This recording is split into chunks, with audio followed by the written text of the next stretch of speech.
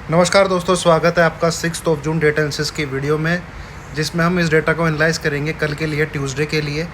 और डेटा क्या कहता है, कौन क्लाइंट क्या करके ऐड ऑन अपनी पॉकेट में डाल के क्या गए हैं, एक एक करके डिकोड करने की कोशिश करेंगे और फिर एक कंक्लूज़न निकालेंगे कि ये डेटा एफआईज़ को वेटेज देते हुए और क्लाइंट को कम वेटेज देते हुए उनकी पोजीशन के हिसाब से क्या किस तरफ का है, बाई की तरफ का है कि सेल की तरफ का है, सेल की तरफ का है।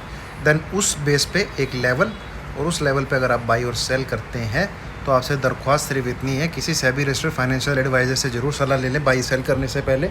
मैं ये वीडियो सिर्फ और सिर्फ एजुकेशनल पर्पस से बनाता हूँ। आइए let's get started without wasting any time.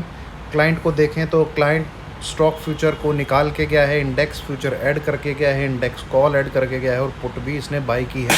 But put इसकी नेट बेसिस राइटिंग में थी, तो वहाँ से इसने ज़रूर निकाली है कुछ, तो देखना पड़ेगा नेट बेसिस में क्या है। मिक्स टाइप की इनकी आज एड ऑन है, कोई खास इंडिकेशन क्लाइंट की तरफ से है नहीं कि आज पर्टिकुलरली किस तरफ थे। एफआई स्टॉक फ्यूचर बड़ी हैवी क्वांटिटी में बाई कर रहे हैं यार, कहाँ लेके जाने चाहते हैं इतने स्टॉक फ्यूचर। तो एफआईज़ का डेटा तो दोस्तों बुलिश है, मैं बाकी चीज़ें देख ही नहीं रहा।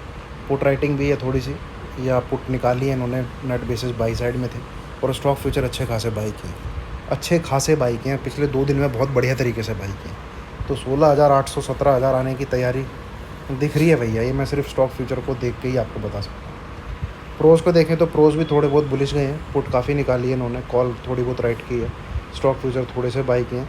तो नेट बेसिस ही हमको देखना पड़ेगा किसके पास क्या पड़ा हुआ है। इस डेटा को देखें तो ना तेज़ी दिख रही है ना मंदी दिख रही है। क्लाइंट ने ज़रूर अपने पोजीशन अपनी बढ़ा ली है और एफआईज़ ने 26 से -31 कर लिया। कोई ड्रास्टिक इतनी कोई ज़्यादा सेल नहीं किया उन्होंने इंडेक्स फ्यूचर को। साइड वेज टू आप कह सकते हैं कि हल्का सा डेटा बेयरिश ही है। कॉल साइड के डेटा की बात करें, यहाँ से अब क्लाइंट जो है 68,000 कॉन्ट्रैक्ट पे आ गया है।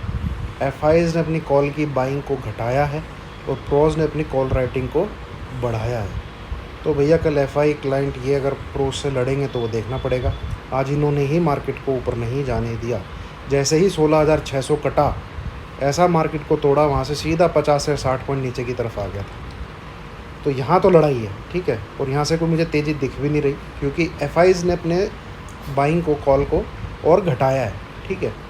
तो यहाँ से तो डेटा बेयरिश है दोस्तों, इसमें कोई दो राय नहीं। अब आते हैं पुट साइड की तरफ।